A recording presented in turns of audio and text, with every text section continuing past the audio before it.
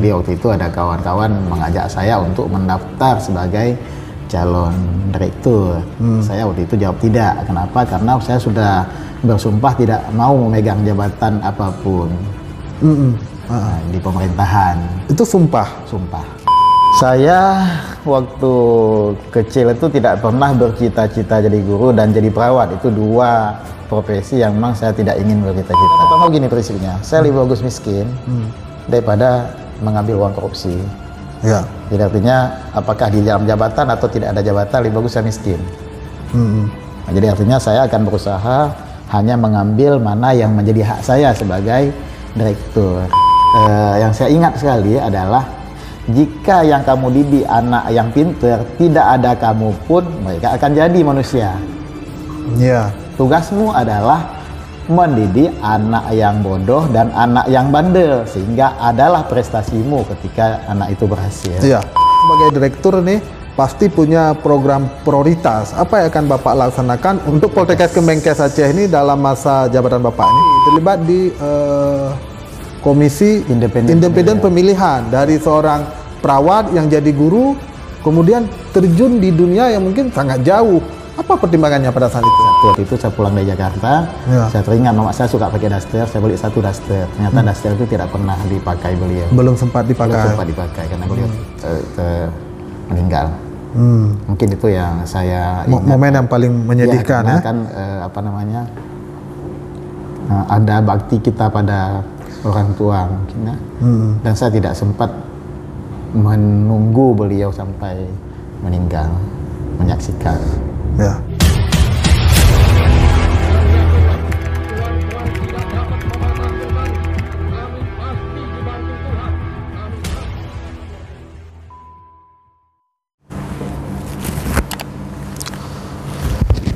Assalamualaikum warahmatullahi wabarakatuh. Waalaikumsalam warahmatullahi wabarakatuh. Welcome back on Armyadi Signori Channel, channel tempat kita berbagi inspirasi dan motivasi. Signori Banner yang tidak terkalahkan. Hari ini kita akan bertemu dengan sosok yang juga luar biasa, menginspirasi kita, bukan tentara tetapi seorang guru. Hari ini kita akan bertemu dengan Direktur Poltekkes Kemenkes Aceh, Bapak P. Faisal Iskandar. Baik, Pak Faisal, apa kabar hari ini? Alhamdulillah sehat Pak Armyadi. Oke, dan hari ini karena Jumat mungkin Pak ya, sehingga tampilannya juga tampilan siap untuk sholat Jumat. Siap ya. Oke, baik Pak. Terima kasih Pak, kami sudah diterima di kantor Bapak ini dan luar biasa sekali. Baik Pak, jadi saya sebenarnya sudah lama kenal Bapak, bahwa Bapak kelahiran dari ID Aceh Timur. Nah, sebagai seorang guru yang ingin saya tanyakan kepada Bapak, sebenarnya dulu waktu Bapak masih kecil, apa sih cita-cita Bapak? Saya waktu kecil itu tidak pernah bercita-cita jadi guru dan jadi perawat. Itu dua profesi yang memang saya tidak ingin bercita-cita. Ya, jadi cita-citanya apa juga pada saat itu? Saya mungkin bercita-cita ingin jadi sosiolog atau antropolog. Tidak pernah bercita-cita ingin menjadi perawat, menjadi guru, tapi bercita-cita menjadi sosiolog, antropolog. Tapi kemudian kenapa jadi perawat dan jadi guru? Ini mungkin takdir ya. Jadi tamat SMA dulu prinsipnya mama saya mengatakan jika kamu tidak lulus sekolah negeri maka kamu akan jadi penjahit. Jadi penjahit. Maksudnya jadi baju tailor. Jadi tailor. Kenapa kalau tidak lulus di negeri harus jadi penjahit? Saya tanya pada mama saya, kenapa mak jadi begitu? Jawabannya tidak ada duit untuk menyekolahkan di swasta. Oke. Jadi ini lebih kepada persoalan bahwa kalau sekolah di swasta biayanya besar. Mahal. Ya. Kemudian bapak, ayah dan ibu Pak Tif ini kan guru ya? Iya. Nah, guru. Artinya pada saat itu mungkin guru tidak pendapatan PNS pada itu tidak sebagus sekarang ya. Nah, jadi akhirnya memilih menjadi perawat. Tapi pada saat kecil sebenarnya Pak Tif punya sisi perjuangan sehingga pada akhirnya juga bisa sekolah di perawat dan hari ini juga bisa menjadi seorang direktur gitu. Iya. Saya pilih Akademi Perawat pada masa itu Karena saya ikut aja di mana sekolah negeri, nanti mana yang lulus, berarti itu yang jadi pilihan saya. Dengan pertimbangan bahwa yang lebih jangan jadi penjahit. Ya, jangan jadi penjahit. Oke.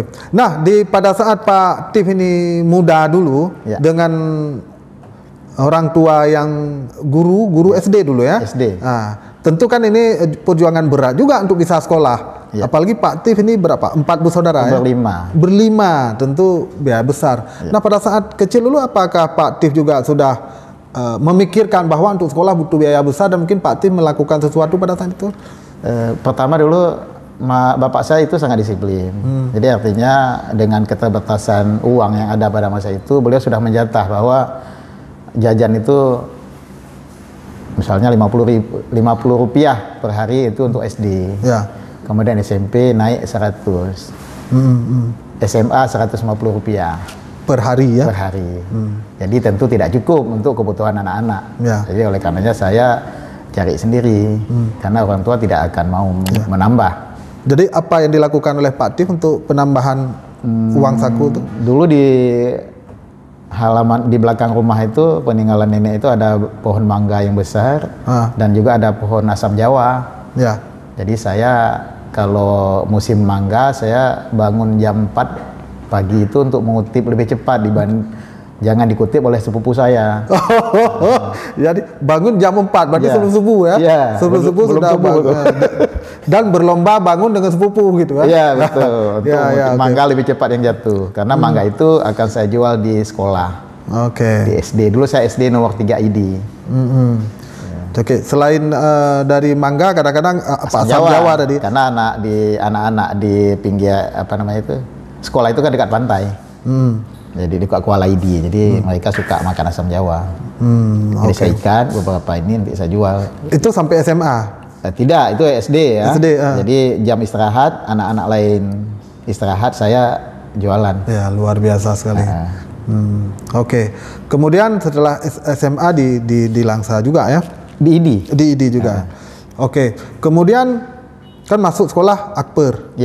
Dan kemudian menghadapi kenyataan bahwa tidak mungkin menjadi sosiolog, ya kan? Nah, pada saat itu apa yang dipikir? Apa yang dibuat peta untuk kehidupan masa depan pada saat itu? Ya, artinya kalau saya sudah memilih jadi akademi perawat, ya berarti saya akan jadi perawat.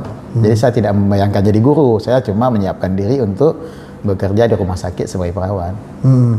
Walaupun memang masuk akademi perawat itu sangat ditentang oleh bapak saya. Nah, kenapa itu? Karena bapak saya tidak suka juga saya jadi perawat. Sukanya jadi?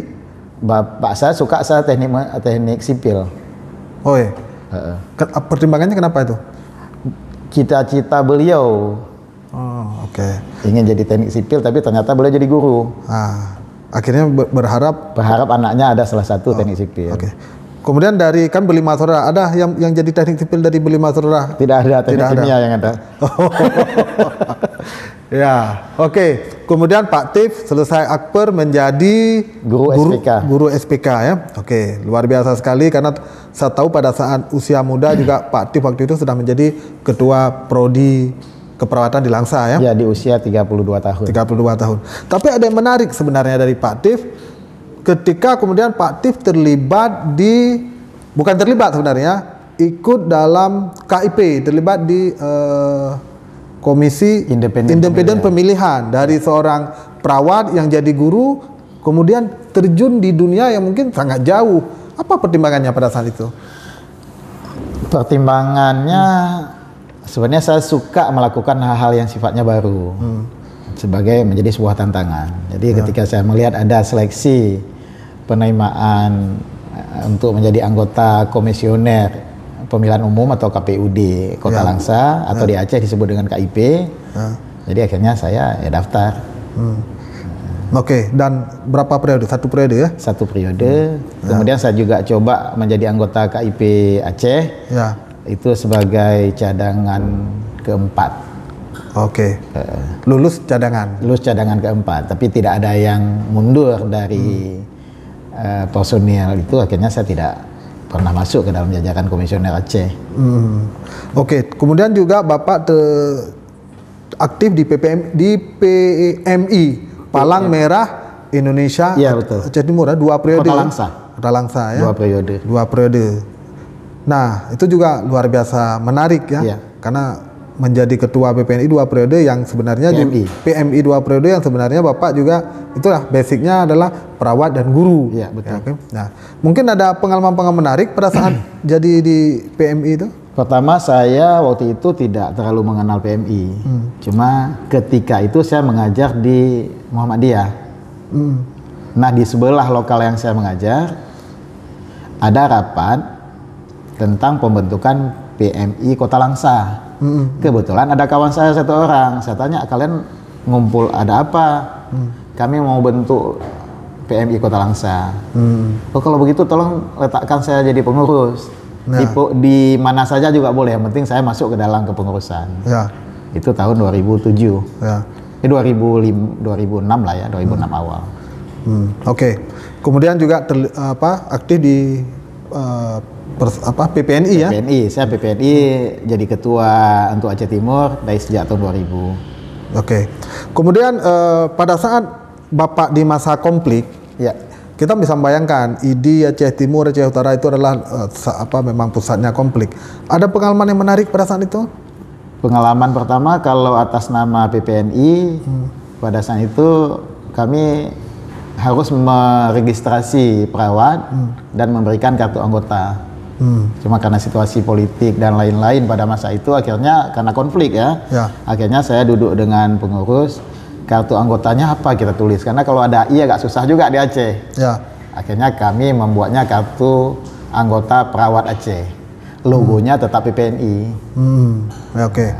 Nah, kemudian pernah nggak pada saat itu mungkin ada ancaman dan sebagainya pada saat itu? Kalau di PPNI tidak ya, tapi kalau di pekerjaan ada juga lah namanya sebagai, waktu itu saya ketua program studi masa konflik itu 2002. Ya.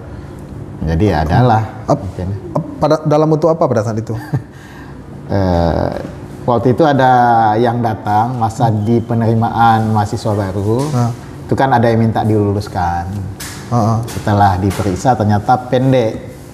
Orangnya pendek? Orangnya pendek, jadi kan tidak memenuhi syarat. Ya. Saya waktu itu jelaskan tidak bisa karena aturan penerimaan mahasiswa baru adalah tingginya harus 150 untuk pria, wanita. Ya. 160 untuk pria. Oke. Nah, kemudian ada juga yang menarik bahwa ada bercerita kepada saya, Pak Tif dulu berkeinginan menikah 25 tahun. Ya. Nah, apakah kemudian memang tercapai menikah pada usia 25 tahun pada saat itu? Karena ada catatan bahwa ketika ditanyakan dengan siapa akan menikah pada usia 25 tahun, Pak Tif mengatakan, saya akan menikah dengan orang yang menerima saya pada usia tersebut.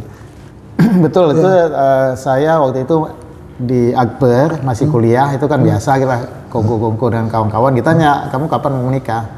Saya jawab, saya akan nikah usia 25 tahun. Bagaimana kamu rencanakan usia 25 tahun, sedangkan itu kan siap, apakah sudah siap? Ya. Saya jawab bahwa siapa saja yang mau, perempuan yang mau dengan saya di usia 25 tahun, itulah yang akan saya nikahi. Oke, dan kemudian saya buktikan harus di 25 tahun. Harus di 25 tahun. Di bulan Januari tahun 1995, saya pulang, waktu itu ada acara di Sumatera Barat, saya pulang ke Langsa. Kemudian hari Sabtu Minggu saya pulang ke ID, saya jumpai mamak saya bilang, Mak, saya mau menikah, usia 25 tahun. Ditanya dengan siapa, saya jelaskan namanya. Boleh kita lamar, katanya. Jadi bulan Januari saya sampaikan pada orang tua, bulan 6 menikah.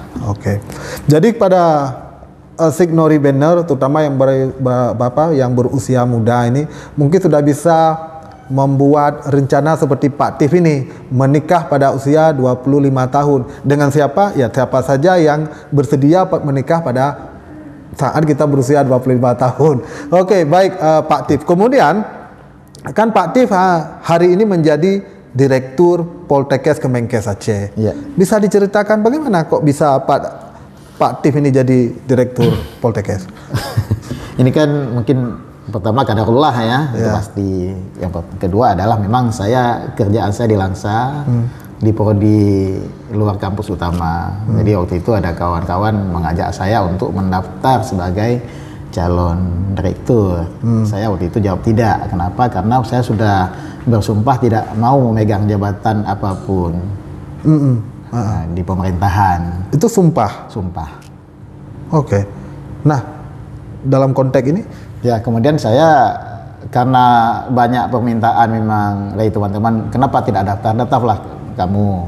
Kemudian saya terpikir, kenapa saya sombong ketika orang mengajak, saya tidak mau, mungkin ada hikmah di balik itu. Makanya akhirnya saya konsultasi dengan Ustadz, jawaban Ustadz boleh membatalkan sumpah dengan membayar kifarat sumpah.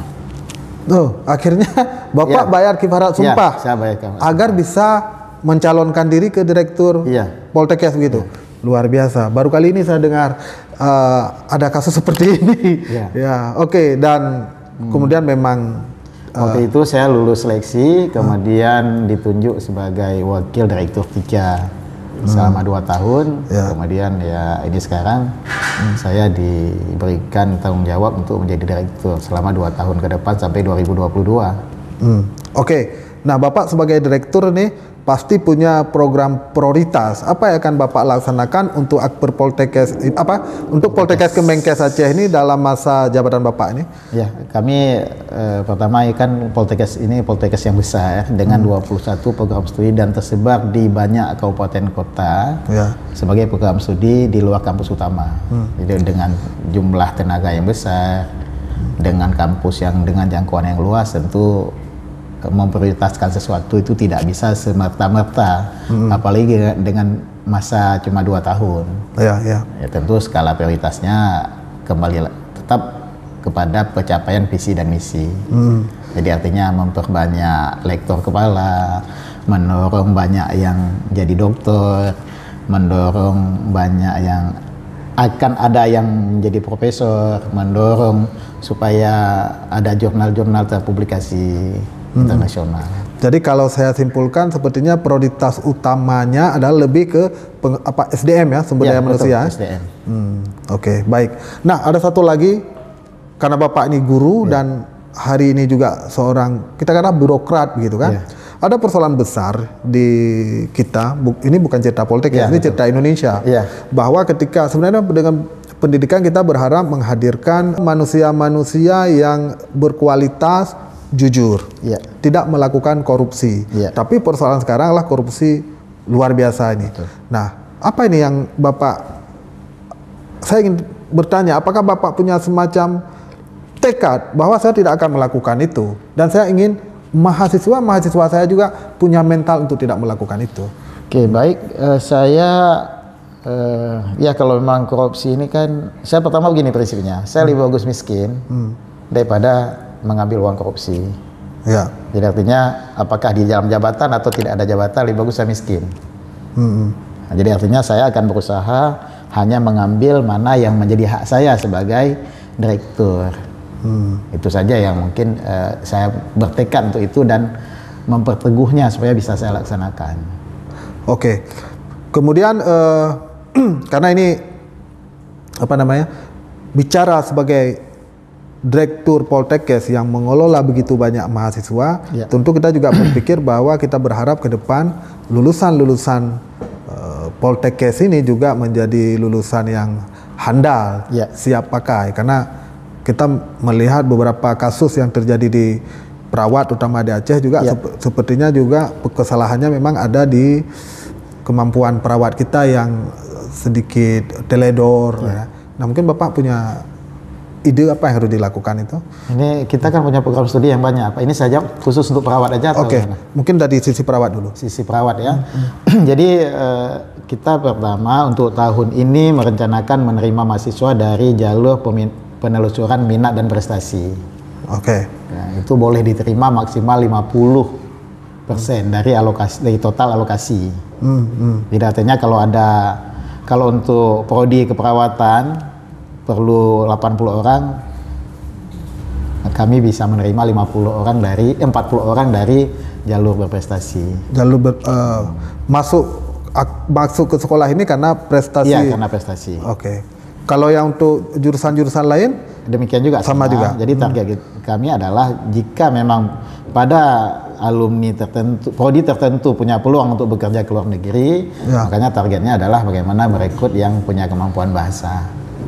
Dan berprestasi supaya pada saat dia sekolah ini tidak terlalu capek lagi kita membentuk bahasa. Kalau apa namanya? Kalau unggulan kan masing-masing institusi pendidikan punya unggulan. Betul. Nah, kalau dari Poltekkes Aceh ini apa? Unggulan Poltekkes Aceh secara menyeluruh adalah kebencanaan. Penanganan kebencanaan, tetapi nanti akan disesuaikan dengan prodi masing-masing. Tapi hari ini unggulan itu juga bagian daripada unggulan prodi. Jadi prodi boleh memilih unggulannya apa yang mereka inginkan sesuai dengan target profesi mereka. Nah, dari segala perjuangan Bapak yang telah lewati sampai pada hari ini, apa kira-kira prinsip yang benar-benar Bapak pegang teguh dalam hidup ini? Kalau dalam hal kejujuran ya mungkin jujur, apa adanya, berani. Kemudian sebagai orang tua Bapak kan guru juga, mungkin pernah ada dapat nasihat-nasihat dari orang tua karena ini sama-sama berprofesi sebagai guru. Ada 2 nasihat yang saya ingat dari orang tua saya. Pertama, waktu saya di sekolah perawat kesehatan, sebagai guru sekolah perawat kesehatan itu, pada masa itu kan ada asrama, Pak. Jadi sering anak-anak itu berbuat salah kemudian dihukum. Ada yang diskorsing 6 bulan, ada yang dipecat. Jadi hampir tiap minggu itu ada pembahasan tentang sanksi kepada siswa.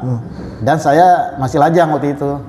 Ketika saya pulang kampung pada hari Minggu, saya bercerita pada mama saya dan ayah saya sambil makan malam. Mak, ayah begini-begini. Terus saya bilang, memangnya guru SPK itu hakim yang memutuskan ini sanksi sekian bulan, ini dipecat dan lain-lain. Pesan orang tua saya adalah, yang saya ingat sekali adalah, jika yang kamu didik anak yang pinter, tidak ada kamu pun mereka akan jadi manusia. Tugasmu adalah mendidik anak yang bodoh dan anak yang bandel, sehingga adalah prestasimu ketika anak itu berhasil. Poinnya kalau di mahasiswa itu pinter, bagus, disiplin, sudah pasti akan jadi dengan sendirinya. Tugas kita guru adalah mempersiapkan yang masih kurang-kurang ini. Betul. Luar biasa sekali. Dan semoga saja ini Signori Benar ini menjadi semacam pengajaran pada kita semua bahwa tugas seorang guru sebenarnya adalah memaksimalkan potensi minimal yang dimiliki oleh siswa. Baik. Kemudian dalam ini, kalau saya tanyakan tentang hal-hal yang mengembirakan, saya yakin Pak Tih tiap hari sangat gembira kan? Sangat gembira, sangat bahagia. Dan memang seharusnya seperti itu kita. Tapi kalau saya tanyakan, ada nggak hal-hal yang paling menyedihkan dalam hidup Pak Tif ini? Ada juga ya. Hal yang paling menyedihkan saya adalah saya berusaha punya waktu dan menemani mama saya itu sampai artinya beliau sakit dan tutup usia itu saya ada. Cuma ternyata itulah ya, tidak bisa. Ketika itu saya mendapat tugas ke Banda Aceh, kemudian saya sampaikan pada ibu, mama saya mau ke Banda Aceh ada tugas. Kamu nggak bisa tunggu mama di sini, jaga mama, karena mama saya itu kondisinya sudah sakit dan lemah. Di mana? Di rumah masih. Di rumah. Masih di rumah. Jadi saya jawab tidak bisa, mak. Nanti kalau itu saya pulang ketika mama memang dalam kondisi yang lebih ini. Kemudian saya pamit, mak, ini maafkan saya jika ada saya salah. Karena usia ini kan nggak tentu, bisa jadi mama yang sakit, saya yang duluan. Jadi minta maaf, nggak ada salahmu kata mama. Gitu. Kemudian mama saya itu memegang tangan saya lama sekali. Kemudian supaya saya kuat hatinya, saya tinggalkan beliau, saya tidak lihat ke belakang lagi. Setelah saya pamit, saya cium tangan beliau, saya cium pipi kiri kanan, saya cium ubun beliau, kemudian saya terus berangkat. Ternyata 5 hari kemudian mama saya meninggal. Dan saya tidak sempat melihat. Karena masih di Banda pada saat itu? Iya, masih di Banda Aceh.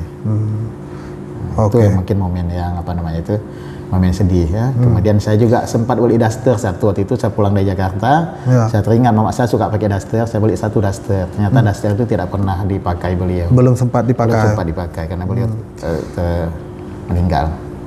Mungkin itu yang saya ingat. Momen yang paling menyedihkan ya. Kan ada bakti kita pada orang tua mungkin ya. Dan saya tidak sempat menunggu beliau sampai meninggal, menyaksikan. Ya. Tapi sepertinya pesan-pesan lain mampu Bapak laksanakan ya. Ada satu pesan lagi yang disampaikan ke saya ketika saya minta izin untuk mendaftar menjadi ketua program studi tahun 2002. Ya. Itu waktu masih di Langsa. Masih di Langsa. Saya pulang ke rumah, saya tanya, "Mak, boleh nggak saya mendaftar di ketua program studi? Ada pemilihan." Mak saya tanya, "Memang apa tujuanmu? Jika cari harta tidak usah. Jika cari kebanggaan tidak usah. Tapi kalau kamu ingin melakukan sesuatu yang kebaikan, silakan."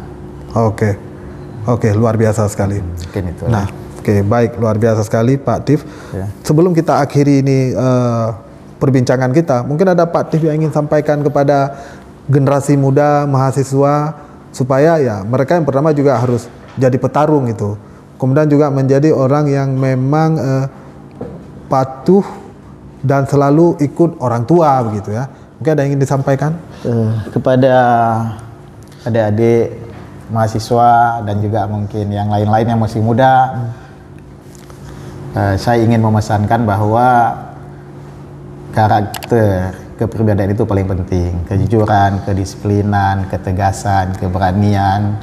Walaupun kita harus berjalan sendiri di atas jalan kebenaran, berjalanlah. Janganlah kita membelok menuju ke jalan yang salah hanya karena kita sendiri dan yang salah itu lebih banyak. Jadi itu dulu yang penting, memang utama. Kemudian patuh pada orang tua. Anak yang takzim dan patuh pada orang tua biasa akan sukses dalam kehidupannya.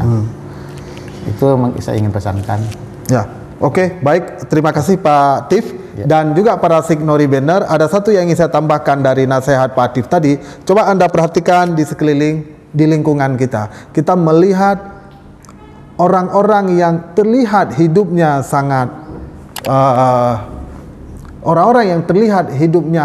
nyaman dengan orang-orang yang terlihat begitu kesuksesan.